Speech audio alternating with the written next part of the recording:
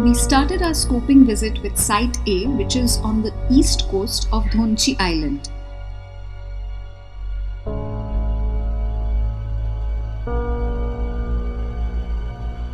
Traveling in a small boat through the channel north of Dhonchi Island, we see the wide mud flats starting to appear in mid-tide.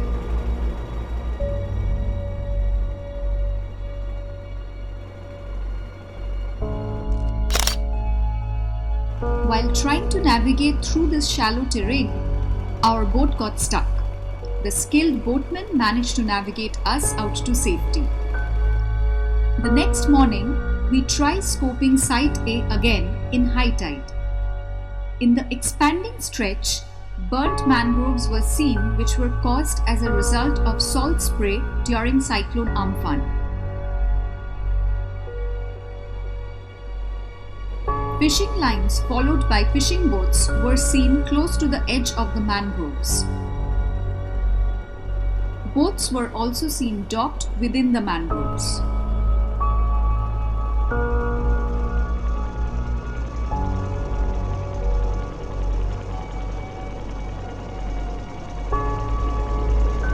The high level of human intervention and difficulty to access makes this site not conducive for the deployment.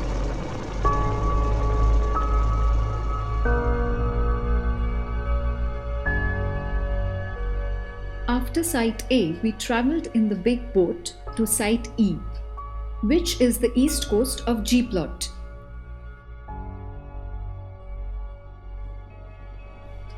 While riding towards the eroding stretch from south to north of the coast during low tide, we could see the extensive fishing net being laid out by local people. The eroding stretch was free from human intervention.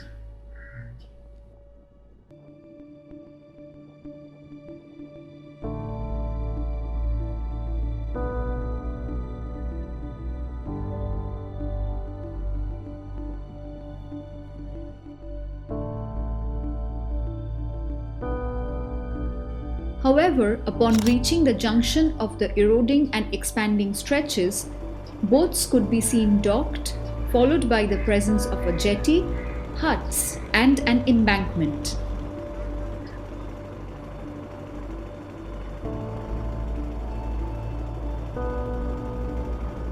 After this point, the expanding stretch could be seen. Fishing line could also be seen along this expanding stretch.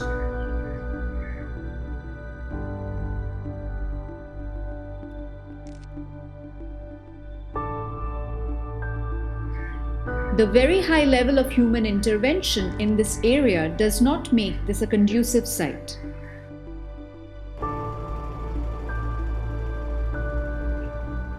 For Site D, which is on the west coast of G-Plot, we travelled in the big boat from north to south.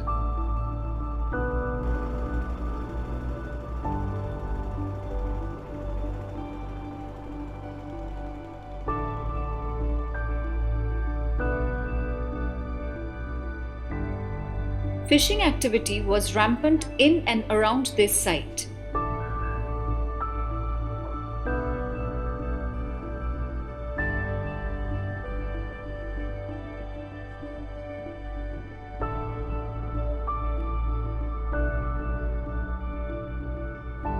Breaks in the mangrove patch indicated that boats are regularly docked here.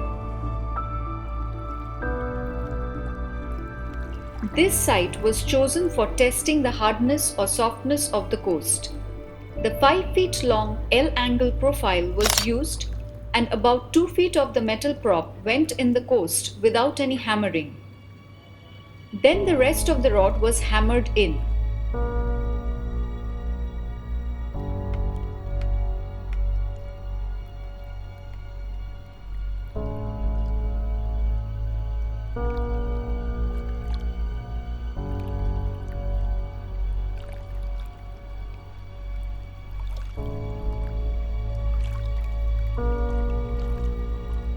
As can be seen, the coast is soft and such long poles will be required to safely keep the mini buoys.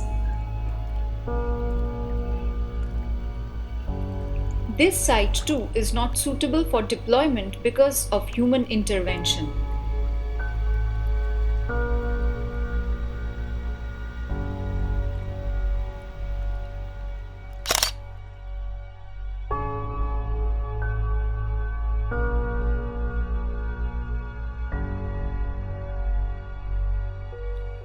Site F was seen at both high and low tides.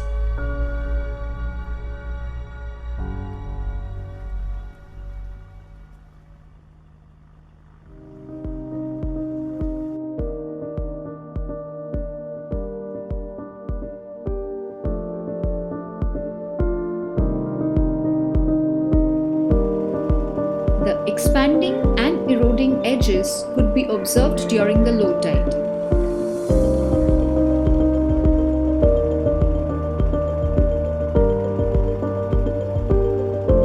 Fishing boats were seen sailing along this site, but no human intervention was observed here.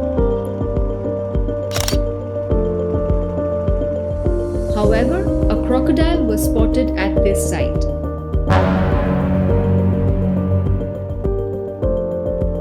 Next on our scoping list was Site B, which is on the east coast of Lothian Island. We had to travel in a small boat from north to south along Lothian Island.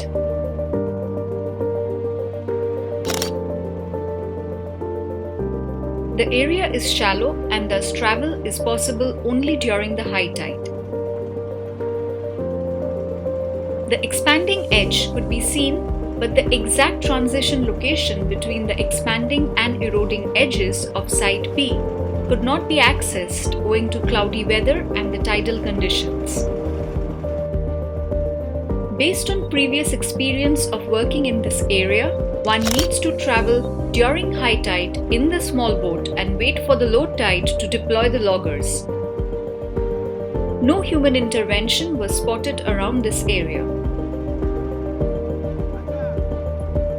From what we could see and our past working experience, this is a conducive site for deployment.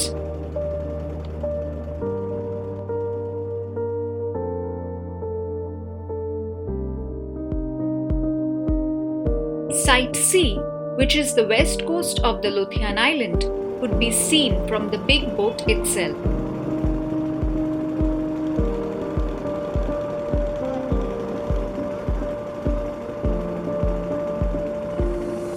The area is not as shallow as the east coast.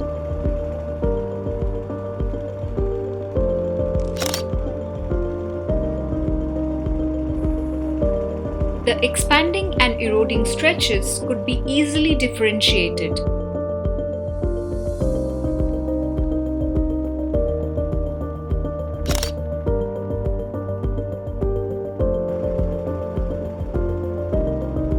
This area too did not have any human intervention.